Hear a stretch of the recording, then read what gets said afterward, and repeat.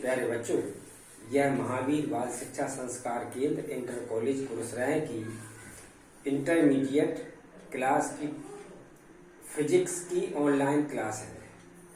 इसमें आपको फिजिक्स का प्रारंभ से ही पढ़ाया जाएगा। पहला चैप्टर है कूलॉम का नियम तथा वैद्युत क्षेत्र। सबसे पहले ये जानते हैं कि आवेश क्या है। जब किसी निश्चित वस्तु को किसी निश्चित वस्तु से रगड़ते हैं तो उनमें एक विशेष गुण उत्पन्न हो जाता है, जिसके कारण वह हल्की हल्की वस्तुओं को आकर्षित करने लगती है। इसे आवेशित होना कहते हैं।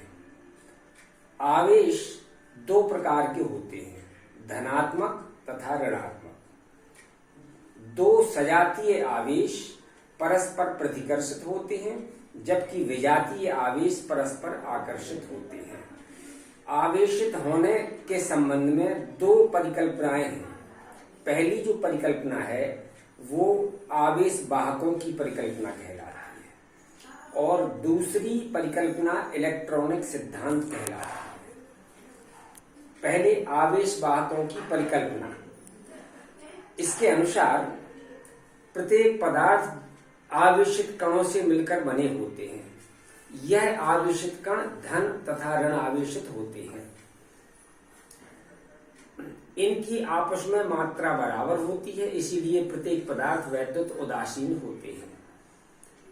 इस परिकल्पना के अनुसार जब एक पदार्थ को दूसरे से रगड़ते हैं तो एक पदार्थ से धन आवेश वाहक निकलकर दूसरे पर पहुंच जाते हैं और दूसरे से ऋण आवेश वाहक निकलकर पहले पर आ जाते हैं। इस प्रकार पहले पदार्थ में ऋण आवेशित कणों की मात्रा बढ़ जाती है और दूसरे में धन आवेशित कणों की। इस प्रकार पहला पदार्थ ऋण आवेशित हो जाता है और दूसरा धन आवेशित हो जाता है। दूसरा जो परिकल्पना है वह है इलेक्ट्रॉनिक सिद्धांत। इस सिद्धांत के अनुसार प्रत्येक पदार्थ जिन छोटे छोटे कणों से मिलकर बना होता है उन्हें परमाणु कहते हैं। परमाणु में धन आवेशित नाभिक के चारों ओर ऋण आवेशित इलेक्ट्रॉन विभिन्न कक्षाओं में परिक्रमा करते हैं। सभी इलेक्ट्रॉनों का कुल ऋण आवेश नाभिक के धन आवेश के बराबर होता है, इसीलिए पूरा परमाणु उदासीन होता है। इस परिकल्पना के अनुसार जब एक पदार्थ को दूसरे से रगड़ते हैं तो एक पदार्थ से इलेक्ट्रॉन निकलकर दूसरे पर पहुंच जाते हैं, जबकि नाभिक अपनी जगह स्थिर रहता है। इस प्रकार पहले पदार्थ से इलेक्ट्रॉन निकलकर जब दूसरे पर जाएंगे तो पहले पदार्थ में ऋण आवेश की कमी हो जाएगी, इसलिए वह धनावेशित हो जाएगा और दूसरे पदार्थ पर इलेक्ट्रॉन पहुंच जाएंगे तो उस पर ऋण आवेश की मात्रा बढ़ जाएगी और वो ऋण आवेशित हो जाएगा। इस प्रकार पहले पदार्थ से इलेक्ट्रॉन, मान लीजिए पहले पदार्थ से n इलेक्ट्रॉन स्थानांतरित हो रही है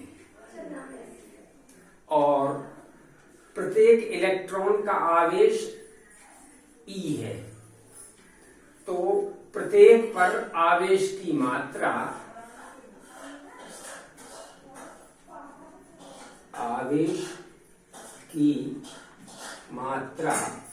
Q = NE। इससे हम ये ज्ञात कर सकते हैं कि प्रत्येक पदार्थ पर कितना आवेश उत्पन्न हुआ है। अब इसके बाद है जो मोस्ट इंपॉर्टेंट हेडिंग, वो है आवेश संरक्षण का सिद्धांत। आवेश संरक्षण का सिद्धांत यह है कि एक पदार्थ से जितने इलेक्ट्रॉन निकलेंगे उतने ही तो दूसरे पर पहुंच जाएंगे। तो पहले पदार्थ पर जितना धनावेश होगा दूसरे पर उतना ही ऋणावेश हो जाएगा। इस प्रकार अगर उन्हें जोड़ा जाए तो कुल आवेश कितना होगा? 0। जितना धन उतना ही ऋण, और ये आवेशित होने से पहले भी 0 था। इस प्रकार आवेश संरक्षण का सिद्धांत ये है कि आवेश को जितना आवेश पहले था उतना ही बाद में है, यानी आवेश ना उत्पन्न किया जा सकता है और ना ही नष्ट किया जा सकता है। इसे आवेश संरक्षण का सिद्धांत कहते हैं। इसके बाद अगले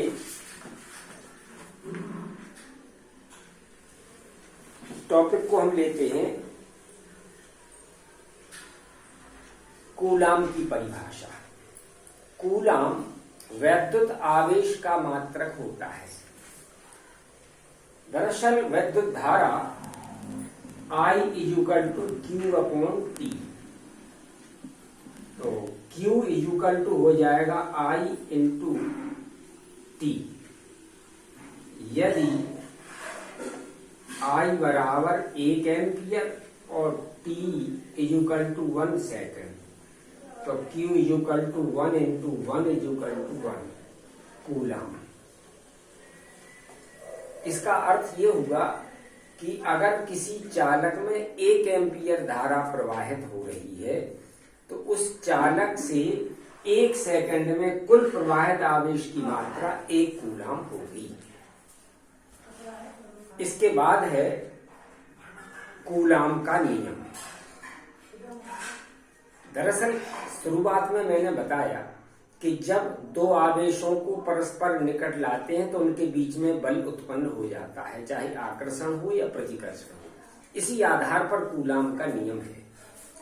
कूलाम का नियम यह है कि किन्हीं भी दो आवेशों के बीच लगने वाला स्थिर वैद्युत आकर्षण या प्रतिकर्षण बल उन दोनों आवेशों की मात्राओं के गुणनफल के अनुक्रमानुपाती तथा उनके बीच की दूरी के वर्ग के व्युत्क्रमानुपाती होता है। Force between the two charges is direct proportional to the multiple of the charges and inverse proportional to the square of distance between the charges. फिर से एक बार सुन ले। किन्हीं दो आवेशों के बीच लगने वाला स्थिर वैद्युत आकर्षण बल उन दोनों आवेशों की मात्राओं के गुणनफल के अनुक्रमानुपाती तथा उनके बीच की दूरी के वर्ग के व्युत्क्रमानुपाती होता है। सपोज करिए कि दोनों आवेश की ये दो आवेश हैं Q1 और Q2। इनके बीच की दूरी है R। Suppose the Q1 and Q2 charge are at the distance of R. Then the Coulomb force between the charges F is proportional to the Q1 into Q2 and inverse proportional F proportional 1 upon R square. Thus we can say F proportional Q1 Q2 upon R square। ये coulomb के नियम है। यहाँ constant का गुणा करेंगे तो F equal to K Q1 Q2 upon R square. यहाँ K इक्वल टू है 1 अपॉन 4 पाई एप्सिलॉन 0 K, जहाँ ये एप्सिलॉन 0 कहलाती है वैद्युतशीलता, इसको परमिजिटी कहते हैं इंग्लिश में, और K परावैद्युतांक कहलाता है, डाइलेक्ट्रिक। इस प्रकार से F equal to 1 upon 4 pi epsilon 0 K into Q1 Q2 upon R square. तो यहाँ एप्सिलॉन 0 वैद्युतशीलता कहलाती है।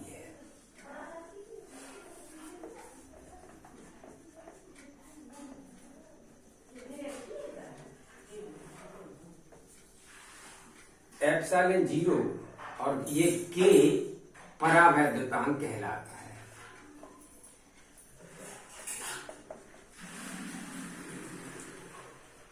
वायु या निर्वात के लिए K का मान 1 होता है, तब F इक्वल टू हो जाए 1 upon 4 pi epsilon 0 into Q1 Q2 upon R square. ये कूलम्ब फोर्स भी कहलाता है।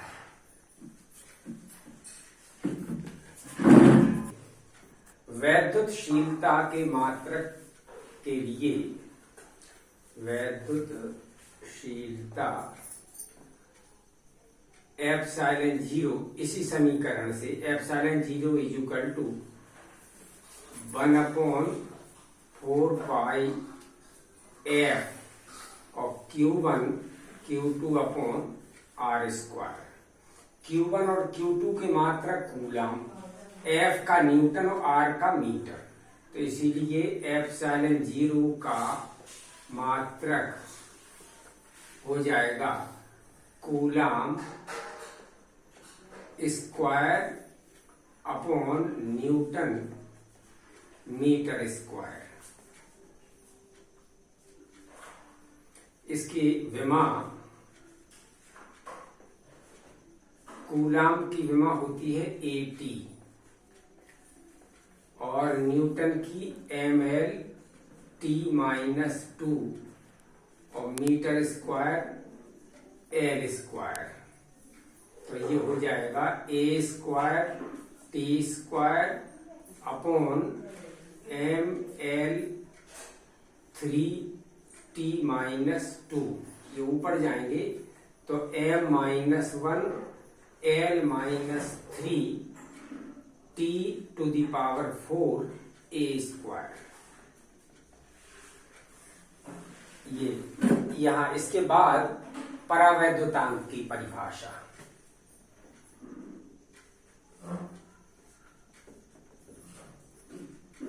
परावैद्युतांक की परिभाषा इस समीकरण से बनती है कि K equal to epsilon upon epsilon 0। यहाँ एप्सिलॉन किसी माध्यम की वैद्युतशीलता है, वैद्युतशीलता है, और एप्सिलॉन 0 निर्वात या वायु की वैद्युतशीलता।